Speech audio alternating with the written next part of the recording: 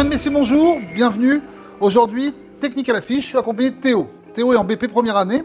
On va réaliser pour vous un dessert gourmand, un dessert estival, un dessert champêtre, la rhubarbe flambée. D'ores et déjà, Théo va nous présenter le matériel professionnel. Pour pouvoir réaliser cette technique, on aura besoin d'une poêle bimétal. Bien entendu, nous aurons besoin, de façon à pouvoir faire notre caramel, notre sirop, notre flambage, d'un réchaud. Au niveau de la manipulation, nous aurons besoin d'une pince. Et je vous rappelle que la pince, c'est l'association d'une cuillère de base et d'une fourchette de base. Cuillère main droite, fourchette main gauche pour la dextérité et pour les droitiers. Et pour la manipulation minutieuse, on aura besoin également aussi d'une petite pince. Au niveau des éléments principaux, au niveau des fruits, on aura besoin de fraises fraîches, de gariguettes, de fraises françaises. Nous aurons besoin également aussi de bâtons de rhubarbe, fraîchement cueillis, juste pochés, de baies de myrtille, de belles mûres, et en finition, on aura besoin aussi de quelques fraises entières, fraîches. Pour constituer nos éléments et constituer notre sauce, nous aurons besoin de faire un caramel à base de miel. Nous déglacerons avec un agrume avec du citron vert. Pour la réalisation de cette compotine, on aura également aussi besoin d'une liqueur de fruits rouges. Au niveau du flambage, nous aurons besoin d'une eau de vie de fraises provenant de la région d'Alsace. Et en finalité, pour les becs sucrés, on se poudra avec du sucre semoule. Mais maintenant, Théo va réaliser pour vous la rhubarbe flambée. On va commencer par allumer le réchaud et vous allez pouvoir le chemiser de miel. Alors je vous rappelle qu'à chaque fois que je fais une technique, je mets toujours les produits dans l'ordre chronologique de la recette. Alors à défaut de miel, on peut mettre du sucre semoule, faire un caramel, ce qu'on appelle à sec. Mais le miel, c'est un élément naturel. C'est assez agréable et assez fin pour la réalisation des sauces. Voilà, on va le laisser monter en ébullition, tout doucement. Voilà, il monte en ébullition. C'est parfait. Allez, vous allez pouvoir vous munir d'un demi-citron vert, fourchette main droite, citron vert main gauche. Voilà, bien tourner dessus. C'est parfait, Théo. Maintenant, vous allez pouvoir vous munir de la main droite de la liqueur de fruits rouges, par le pied, parfait. Et on va déglacer en dehors du feu, toujours mettre un liquide en dehors du feu. Voilà. Encore un petit peu. C'est parfait. Allez, maintenant que votre sirop est en train de se faire, on va confire les fraises dedans. Vous munissez de la petite cassolette de fraises et vous allez pouvoir en mettre la moitié.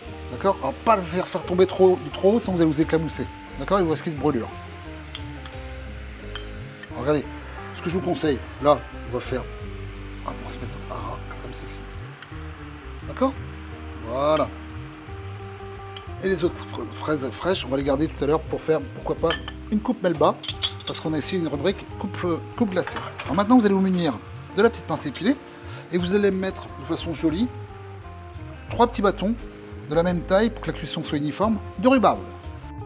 En sachant que la rhubarbe, c'est la rhubarbe flambée, c'est notre élément principal. On va augmenter un petit peu le feu, comme ceci, et là on va laisser confire. Alors nous, on va laisser confire tout simplement les petits bâtons de rhubarbe, comme ceci, les fraises également. Les bâtons de rhubarbe, on va les garder en entier pour le dressage. Par contre, on fera une petite compotine de fraises. Alors voilà, maintenant c'est en train de monter en ébullition, tout doucement, hein, on ne va pas non plus agresser les fruits.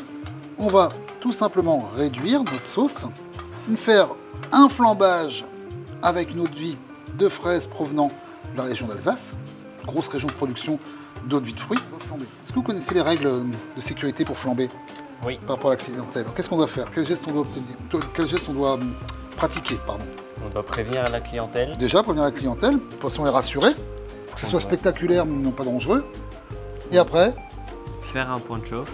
Faire un point de chauffe. Et mettre le liquide en dehors du feu et décaler le guéridon. Allez, on y va. Alors là, vous voyez, notre sirop est bien serré. Allez, un petit point de chauffe, 100 mètres de caramel sur le réchaud. C'est parfait. On y va, on sort du feu. Comme ceci, on va napper. Écoutez bien. Allez, on va pouvoir y aller tout doucement. Voilà, là ça flambe. Et là on se coupe. On allume, regardez. Ça, on active la flamme, comme ceci. Alors on va faire un dessert gourmand pour une personne. Voilà. Puis tout simplement, on va prendre un petit saladier.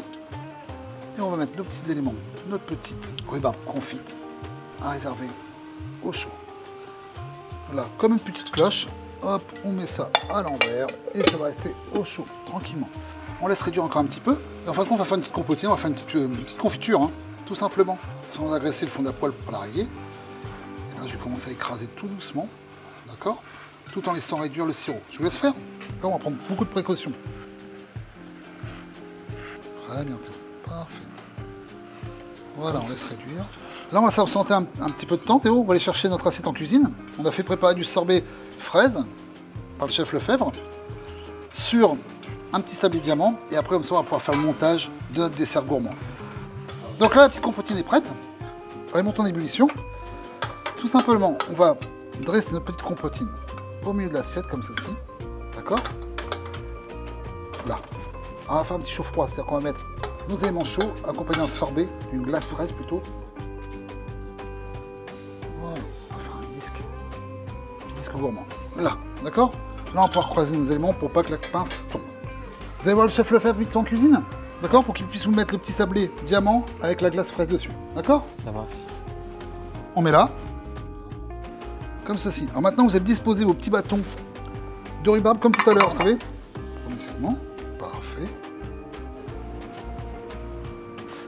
Un petit peu d'étau, de façon à pouvoir garder l'assiette bien propre. Ok. Et maintenant, tout simplement, regardez, on va faire un montage. On va y arriver. La symétrie. Une petite pluche d'Annette si elle veut bien rester sur son élément, même sens, toujours la symétrie. Alors voilà pour la dégustation, on va mettre à la clientèle à disposition couteau, fourchette et cuillère entremets. Je serais tenté de dire, dans le pays de Bray, qu'on a un très bon producteur de vin effervescent méthode champenoise. C'est Eric Labarre, qui est viticulteur, qui fait un vin pétillant d'excellence. Ça complétera très très bien.